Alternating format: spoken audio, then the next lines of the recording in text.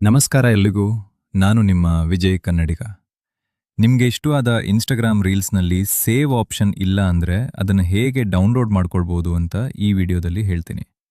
ಮೊದಲು ನೀವು ಡೌನ್‌ಲೋಡ್ ಮಾಡಬೇಕಾದ ರೀಲ್ ಅನ್ನು ಓಪನ್ ಮಾಡಿ. ನಂತರ ಶೇರ್ ಮೇಲೆ ಕ್ಲಿಕ್ ಮಾಡಿ ಕಾಪಿ ಲಿಂಕ್ ಆಯ್ಕೆ ಮಾಡಿ. ಈಗ ಗೂಗಲ್‌ಗೆ ಹೋಗಿ ರೀಲ್ಸ್ ಸೇವ್ ಅಂತ ಸರ್ಚ್ ಮಾಡಿ. ಬಂದಿರುವ ಮೊದಲ ವೆಬ್ಸೈಟ್ ಓಪನ್ ಮಾಡಿ.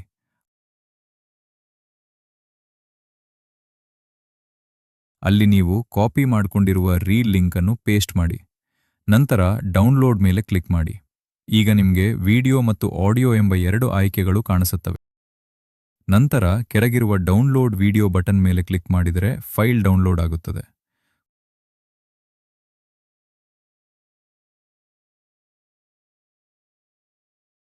ಕೊನೆಯಲ್ಲಿ ಓಪನ್ ಮೇಲೆ ಕ್ಲಿಕ್ ಮಾಡಿದರೆ ಆ ರೀಲ್ ನಿಮ್ಮ ಗ್ಯಾಲರಿ/ಆಲ್ಬಮ್‌ನಲ್ಲಿ ಸೇವ್ ಆಗಿರುತ್ತದೆ. ಇಂತಹ ಇನ್ನಷ್ಟು ಉಪಯುಕ್ತ ಎಐ ಟ್ರಿಕ್ಸ್ ಮತ್ತು ಟೆಕ್ ಟಿಪ್ಸ್‌ಗಾಗಿ ಫಾಲೋ, ಲೈಕ್, ಕಮೆಂಟ್ ಮತ್ತು ಶೇರ್ ಮಾಡಲು ಮರೆಯಬೇಡಿ. ಧನ್ಯವಾದಗಳು.